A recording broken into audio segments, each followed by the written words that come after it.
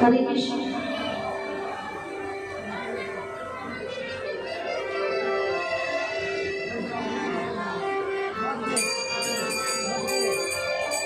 এটা ললিতা, এটা দেখি বদল করে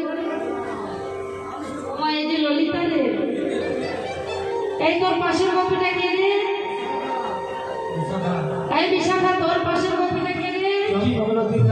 আর চম্পকলতিকার পাশে তুঙ্গবিদ্যা।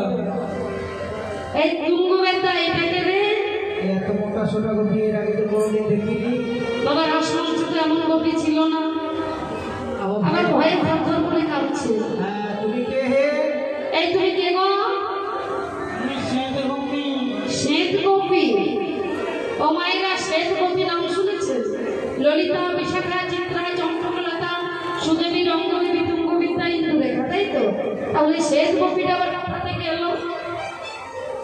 এই দেখো তো ভালো করে, ঘোমটাটা খুলে দেখো। ঘোমটাটা খুলে দেখো তো এটাকে।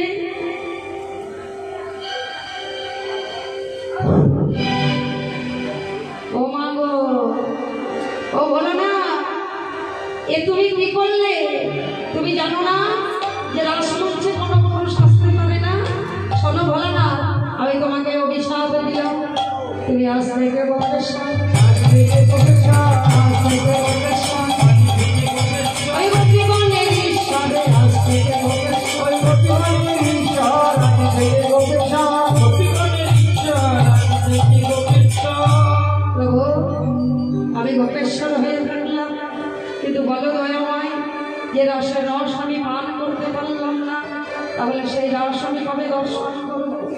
বলে শোনো, আগত কলিযুগে তুমি হবে অদ্বৈত আচার্য, আর আমি কথা দিলাম তোমায় নিয়েই আমি রাস করবো এই নবদ্বীপে। তাহলে আমার নৃত্য করছে, আর কে নৃত্য করছে? দেখো গদাধরে নাচিছে, ওই গৌর হরে কণ্ঠ জোরে গদাধরে নাচিছে,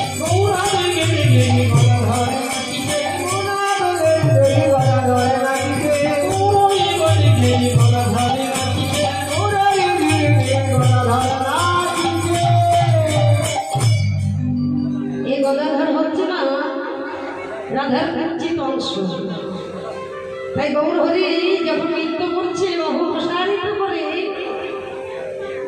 তখন গদাধর কি করলেন?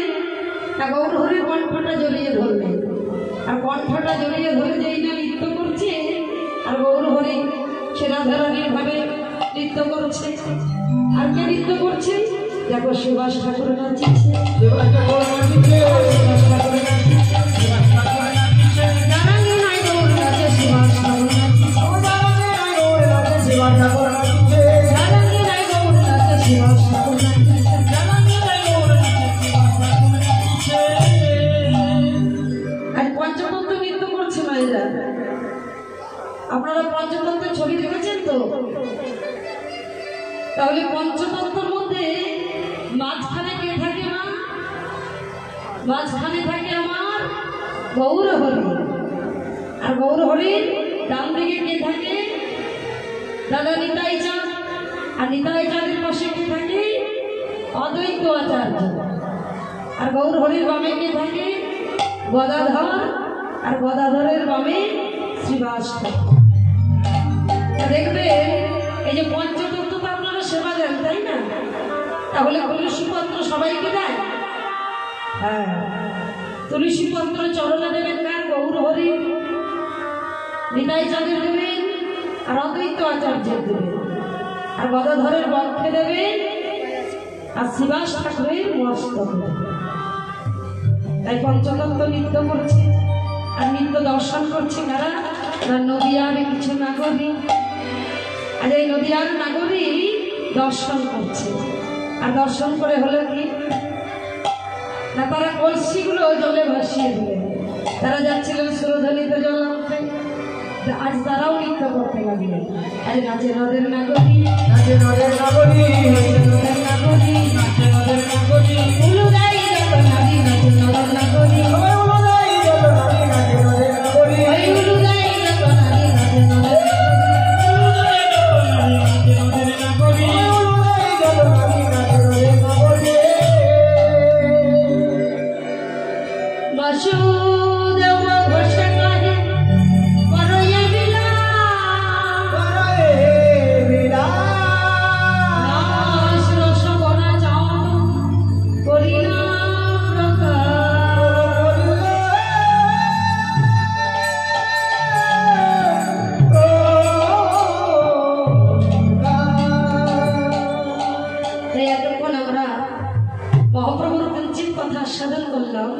গৌরচন্দ্রিকার মাধ্যমে। এবারে যাবো মা মধুময় শ্রীধাম বৃন্দাবন ধামে। দেখি সবাই বৃন্দাবনে যাবেন তো? ওই কারা কারা যাবেন একবার বাহু দিকে তুলবেন তো। রাধে রাধে রাধে রাধে। ও মাইয়া, বৃন্দাবনে যেতে হলে কি বলতে হয় গো? রাধে রাধে রাধে রাধে। বৃন্দাবনের রাজা হচ্ছে শ্রীমতী রাধা ঠাকুরানী। তাহলে রাধারানীর কৃপা না হলে বৃন্দাবন দর্শন হবে না। তাহলে চলুন সকলে মিলে দুটি করে করে তালি দেবো, আর একটু করে উলুধ্বনি করবো, আর মুখে বলবো রাধে রাধে। জোর সে বলিয়ে রাধারানী কি, রাধারানী কি। ধ্বনিটা একটু, সাউন্ডটা একটু কম হয়ে যাচ্ছে না মা? আর একটু বাড়লে ভালো হতো না? সবাই খাওয়া দাওয়া করে এসেছেন, খাবার খেয়ে এসেছেন, তাহলে ধ্বনিটা একটু জোর করে হোক। রাধারানী কি, রাধারানী কি। মনে করুন এই যে কীর্তন হচ্ছে, এই আশেপাশে যে গ্রামগুলো আছে, সেই গ্রামগুলো যদি না জানতে পারে, এই ধ্বনিটা যদি তারা শুনতে পায়, তাহলে বুঝবে কেমন করে যে কীর্তন হচ্ছে। তাহলে চলুন সকলে মিলে যাবো বৃন্দাবন ধাম। বলছে যেখানে হয় হরিনাম সংকীর্তন, সেটা হচ্ছে মধুময় শ্রীধাম বৃন্দাবন। আর যেখানে থাকে তুলসীর বন, সেটাই হচ্ছে বৃন্দাবন। আর যেখানে এই আপনাদের মতো সাধুগুরু বৈষ্ণবের হয় আগমন, সেটাই তো বৃন্দাবন।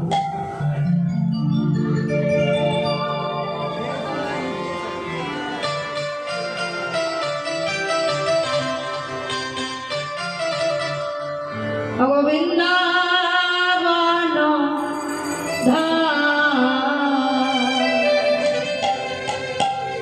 বলো বলো শিরাধিকার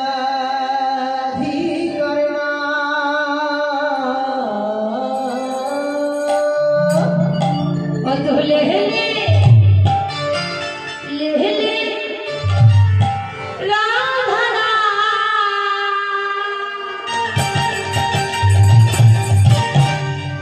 और प्यारी प्यारी ना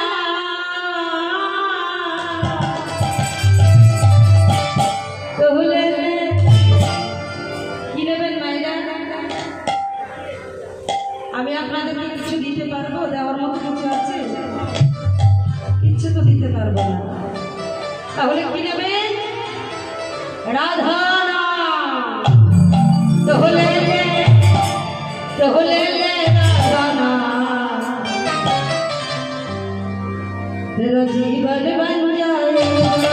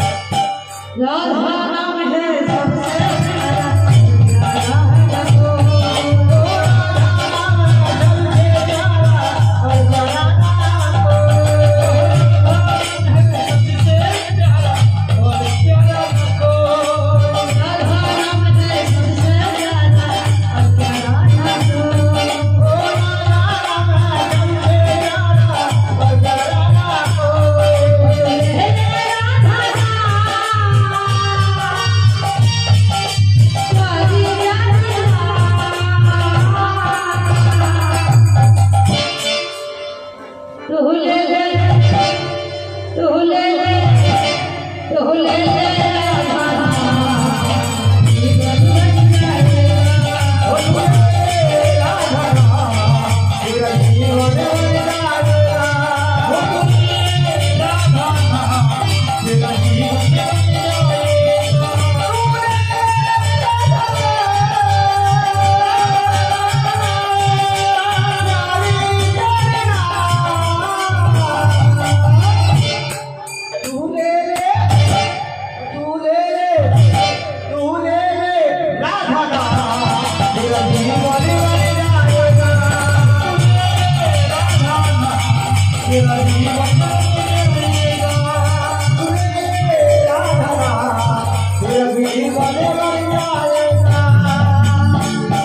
वृंदावन में बड़ी बड़ी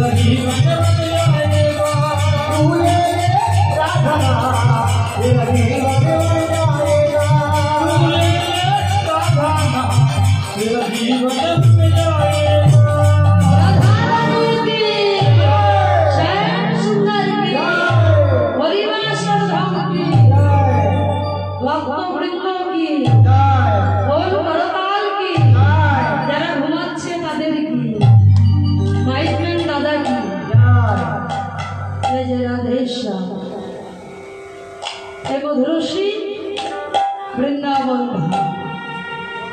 তাহলে এই যে বৃন্দাবন ধাম আজকের ভজনের বা শ্রবণের বিষয় হচ্ছে না, সর্বলীলার শ্রেষ্ঠ লীলা মুকুটমণি লীলা শ্রী শ্রী রাধা গোবিন্দের রাসলীলা।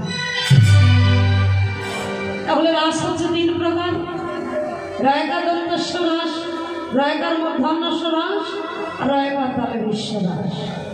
তাহলে আমরা আজকে আস্বাদন করব এই যে রয়াকার তালে বিশ্ব রাস, সেটা হচ্ছে রাশি রাশি, আর রয়াকার মধ্যাহ্নস্ব রাস সেটা হচ্ছে ঘোড়ার লাগাম, আর রয়া আকার দন্তস্ব রাস সেটাই কিন্তু আমার রাধা গোবিন্দের রাস।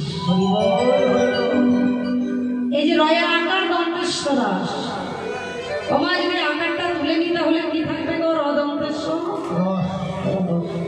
আর যদি আকারটা তুলে নিয়ে ওই বিন্দুটা আকারটা দিয়ে যদি বিন্দুটা তুলে নিই তাহলে কি থাকবে? গয়াকার দন্তস্ব। বৈষ্ণব সাহিত্যে বলা হয়েছে যে যদি হয় বিন্দুপাত তাহলে হবে গর্ভবাস, আর যদি না হয় বিন্দুপাত তাহলেই হবে রাস। এই রাস্তা তো সহজ জিনিস নয় না, জীবাত্মা সহিত পরমাত্মার মিলন, তাকেই বলে রাস। রাস প্রথমে হলো কোথায়? না গোলক বৈকুণ্ঠে। জানতেন কে? জানতেন কে? না দেবাদিদেব ভোলানাথ। এই ভোলানাথ জানতেন রাসের ঘটনা, তাই ভোলানাথ বীর করে কথা বলেন। একদিন মা পার্বতী জিজ্ঞাসা করলেন, ও ভোলানাথ, আমি লক্ষ্য করেছি যে তুমি বীর করেই নিজের মনে কথা বলো। আচ্ছা তুমি কি বলো ভোলানাথ? ভোলানাথ বলল, পার্বতী তুমি কি জানতে চাও? শোনো, এ হচ্ছে রাজতত্ত্ব। তা রাজতত্ত্ব জানতে হলে একটা নির্জনে আশ্রয় করতে হবে, তাহলেই রাজতত্ত্ব শ্রবণ করা যাবে। তাই মা পার্বতী মা নির্জনে আশ্রয় করলেন একটা গাছের তলে। এবার বাবা ভোলানাথ বসে আছেন, আর মা পার্বতী ভোলানাথের কোলে মাথা রেখে আজ শুয়ে আছে। আর ভোলানাথ বলছে, শোনো পার্বতী, আমি যে তোমায় রাসের ঘটনা শোনাবো, তুমি কিন্তু মাঝে মাঝে একটা করে ভূত দেবে। দেখবেন মায়েরা, ছোট্টবেলায় আমরা ওই ঠাকুমা দিদাদের কাছে গল্প শুনতাম, তা তখন বলতো না মাঝে মাঝে হু দিবি, তাহলে বুঝতে পারবো যে তুই আমার গল্পটা শুনছিস। বলে বেশ ঠিক আছে। এবার ভোলানাথ রাজতত্ত্ব বলছে, পার্বতী হু দিচ্ছে। আরে হু হু করতে করতে মা কখন যেন পার্বতী ঘুমিয়ে পড়েছে। এবার পার্বতী যখন ঘুমিয়ে পড়লো, গাছের উপর বসেছিল একটা সুখ পাখি। মনে মনে চিন্তা করলেন, মা তো ঘুমিয়ে পড়েছে, তাহলে এখন যদি হু না দিই তাহলে তো বাবা গল্প বলা শেষ করে দেবে, রাসের ঘটনা শোনা হবে না। তাই কি করলেন, ওই মা পার্বতীর কণ্ঠস্বর নকল করে সেই পাখিটা কিন্তু হু দিয়ে যাচ্ছে। আর এমন সময় ভোলানাথ দেখলেন পার্বতী ঘুমিয়ে পড়েছে, তাহলে এতক্ষণ হু দিল কে?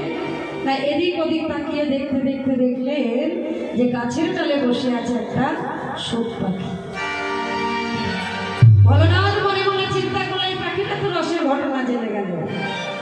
আচ্ছা, তাহলে তো এই ত্রিজগতে সবাই রাসের ঘটনা জেনে যাবে।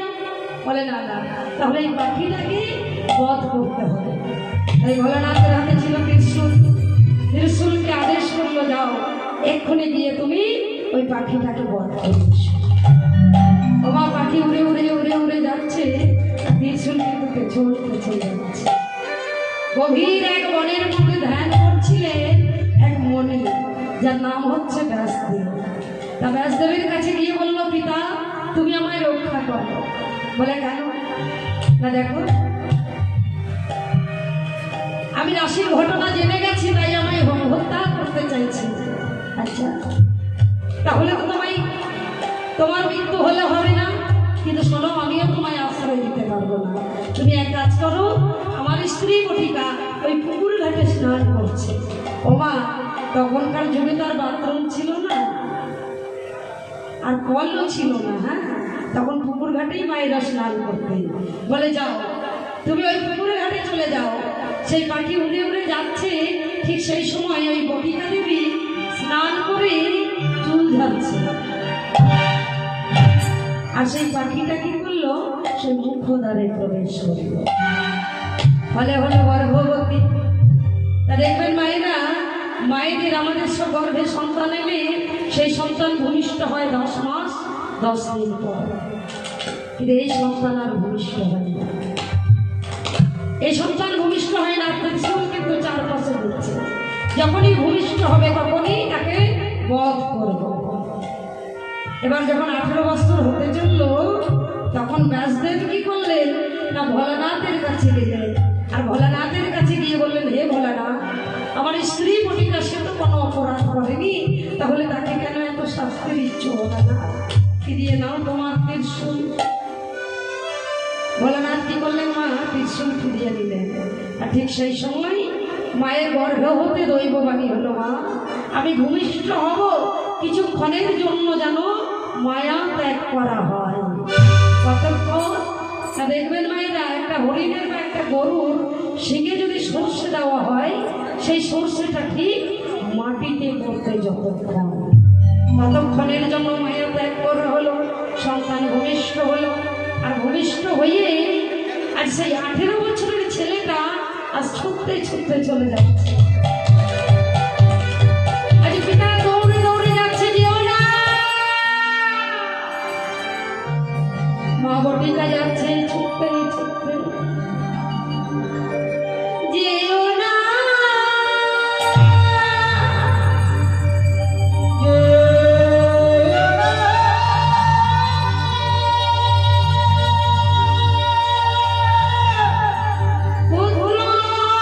তুমি